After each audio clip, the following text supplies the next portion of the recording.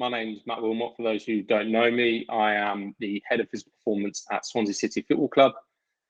Previously, I worked at MK Dons, and I spent a little bit of time at Leicester City Academy. So thanks very much for Kev and the FMPA for inviting me to speak today.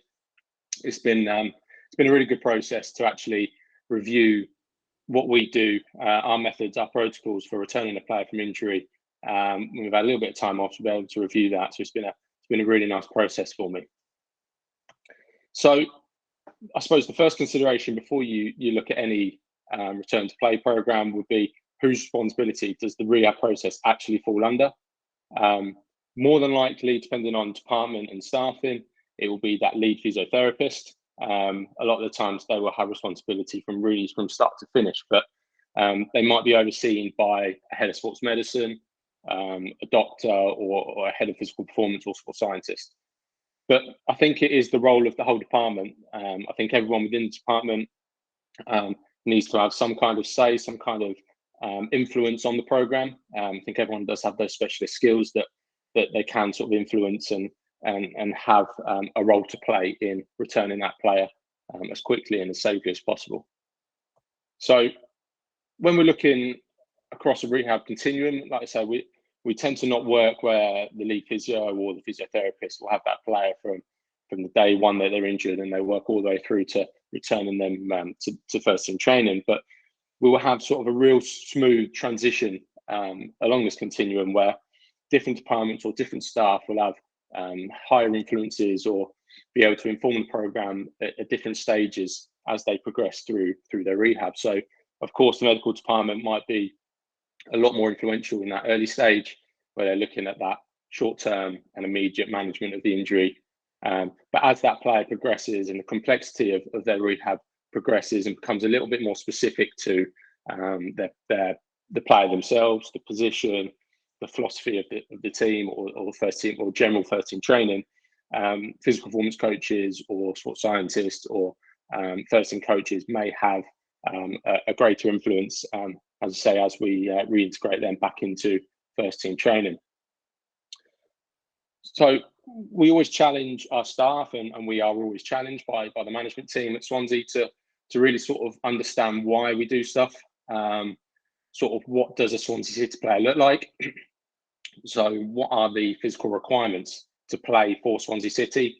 What are the physical requirements within specific positions, and how does that change when formation changes? And then if you're looking into that a little bit deeper, how do the physical requirements differ in possession or out of possession? How do the tactical changes change the physical requirements? And then how does that fit within sort of individual load, an individual sort of athletic competency and individual requirements? So I think we must need to be able to always question ourselves: are we preparing the players to return, or are we actually sort of preparing them to be able to perform when they return and sort of match the specific demands that are going to be placed upon them when they're in first team training and back playing for Swansea City? So through quite a bit of extensive data analysis and with our performance analysis department, we will be able to identify that we have a real clear sort of strategy, a real clear style of play at Swansea. And we'll then be able to design a program to physically be able to compete within that style of play. So we know exactly the physical requirements in possession and out of possession as a team. So we need to be able to use this, as I said, to design that program. We need to then be able to look into that within individual positions. So how does that change from a centre back through to the wing backs, our central midfielders and our strikers? How does that influence the position? How does that influence the physical requirements that they're placed under and the stresses that they're placed under?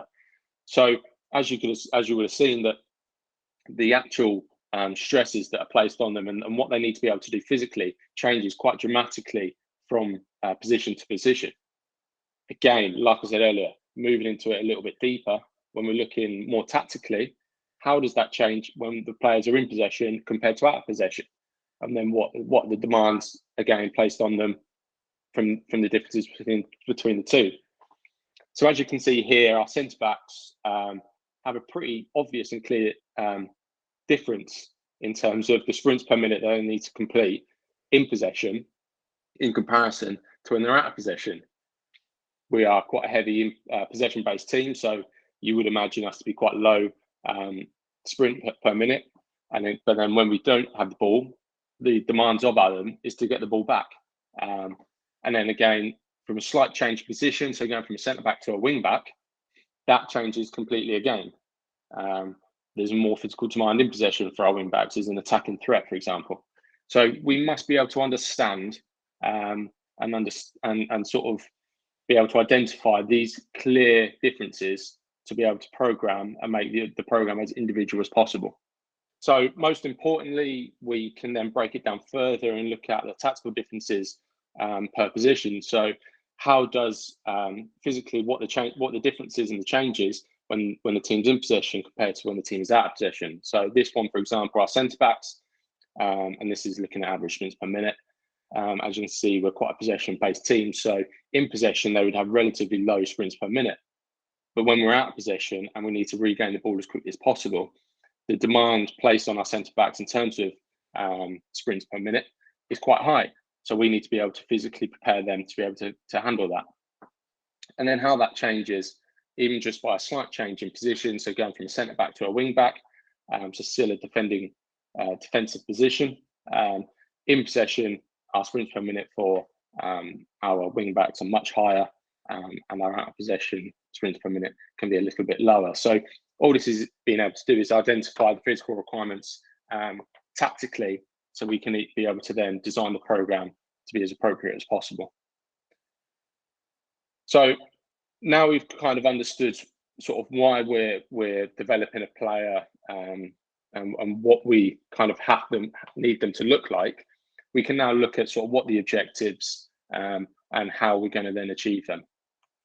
So, as I said before, in the early stages of rehab, it's going to be very sort of medical focused and sort of medically influenced by the physios and doctor. We're looking at that immediate management of the injury, looking at reducing that level of pain, any discomfort, any inflammation that they may have, increasing any range of motion, and sort of increasing the strength across the varying ranges as you increase your range. They might be looking at this point to increase sort of the load across a sort of body weight, whether you can use the use of auto-Gs or pulls, increasing velocity in a controlled manner on a treadmill, and sort of progressing them up to be able to work onto the pitch. As I said, this isn't purely the physios, okay, you have them for 2 or 3 weeks, and then the sports scientists will take over. The sports scientists or physical performance coaches will have to have an influence at this point as well. So they'll have an influence on conditioning. So whether that's off feet, using the equipment available to you, or using stuff like a watt bike or upper body conditioning. We also test players regularly, weekly, across a number of sort of physical profile tests and get a load of data on them. And we try and have a real longitudinal analysis of this for a few reasons. I suppose mainly we need to see where they fit within the squad, where they fit within sort of departmental benchmarks that we've set, find out what kind of athlete they are, what they need to work on, their strengths, their weaknesses. But we also need to have these as a benchmark, as normative data for this sort of occasion when they are injured and they're coming back from an injury. We need to be able to see where they sit in comparison to normal, into the norm, what they normally would do, use this to be able to progress or regress an S&C program, be able to work on things throughout their injuries, and use the time that they have to be able to work on things that they need to work on that perhaps they may not have had the time due to match exposure or things like that. So there definitely needs to be some influence across departments, but of course this early stage rehab will be medically sort of heavily influenced.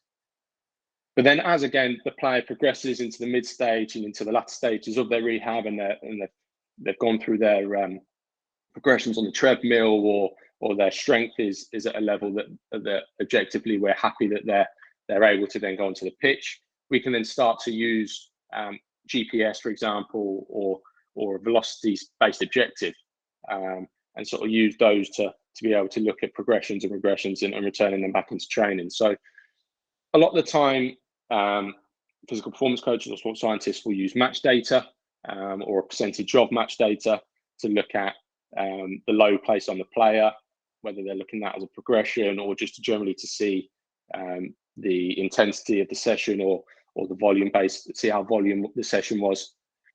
So there is a place for using that and using match data, whether that's you're looking at average 90 minutes or a max output.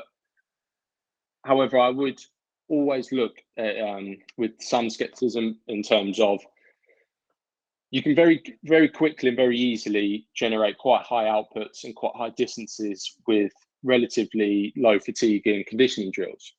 So if we're for an example, we can look at box to box, a very linear based, low density conditioning run that can accumulate really good distances, really high distances, that if you were looking at the raw data and you would say, okay, wow, he's done 100, 120, 140% of his normal match, we might have overloaded him or he's done a really high session. But in reality, those type of conditioning runs are going to cause very little fatigue or have very little fatiguing effects on the player.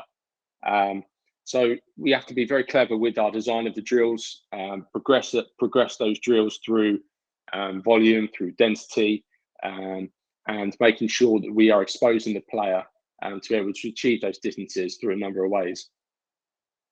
We'll also use training data, of course, looking at the player's chronic training load, where they sit normally, what would they normally be able to, what they normally exposed to, what they normally able to tolerate, and we'll progress them through to be able to work back up to those normal training loads. And then, of course, looking at velocity, making sure that players progress up to a maximal sprinting effort and being able to then consistently and repeatedly be able to be exposed to a max effort. I come across a quote a while back, it might have been on a Tim Gabbett paper. It really made me sort of think about this final piece of the puzzle, and it really made it quite clear.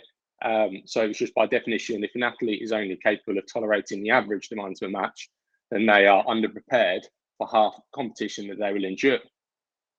So this again made me really think about the final piece and the next bit that you need to then progress to. Once the players have gone through their progressions on the pitch and they've completed X amount of distance, you're happy that they've hit their velocity a certain amount of times, or they've got to a certain percent of their maximal velocity, they've got to a certain percent of their match demands, of their average, of their max, they're working towards a much higher training load.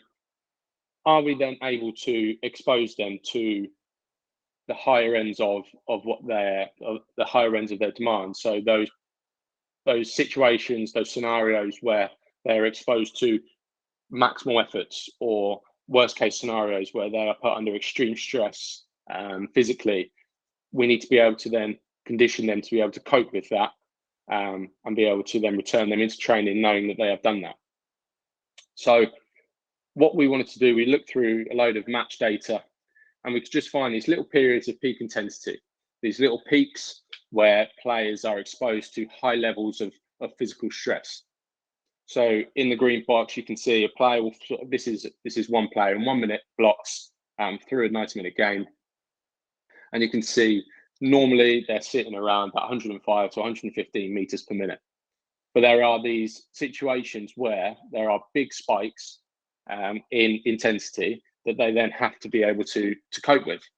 And we can look back and see from video analysis what sort of actions these were, positionally, whether it was in possession, whether it's out of possession, and we can kind of devise drills to match these positional demands where the physical intensity is at its highest.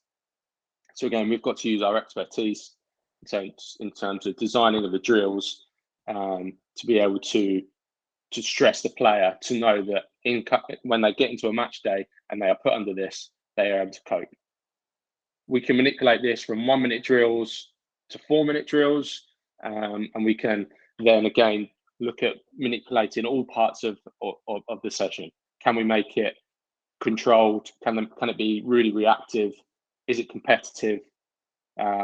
This is all parts of returning a player in the latter stages of their rehab to know that they have endured all the physical stress that they're going to need to go through before returning to training safely. So we're looking at a variety of drills, looking at a variety of positions. Can a player be able to go through the actions that they're going to have to go through in a game or in training within the first team? Are they able to do that, cope with it physically, cope with it from an injury return point of view, and then be able to then recover off that and be able to do a multiple of drills, looking at manipulating volume, manipulating the type of drill, so that we can objectively be really happy that they have ticked off everything that they need to tick off, and we can return them into training, like we say, not only just to return them to training, but return them to perform in training and perform for Swansea City. Thank you very much for listening.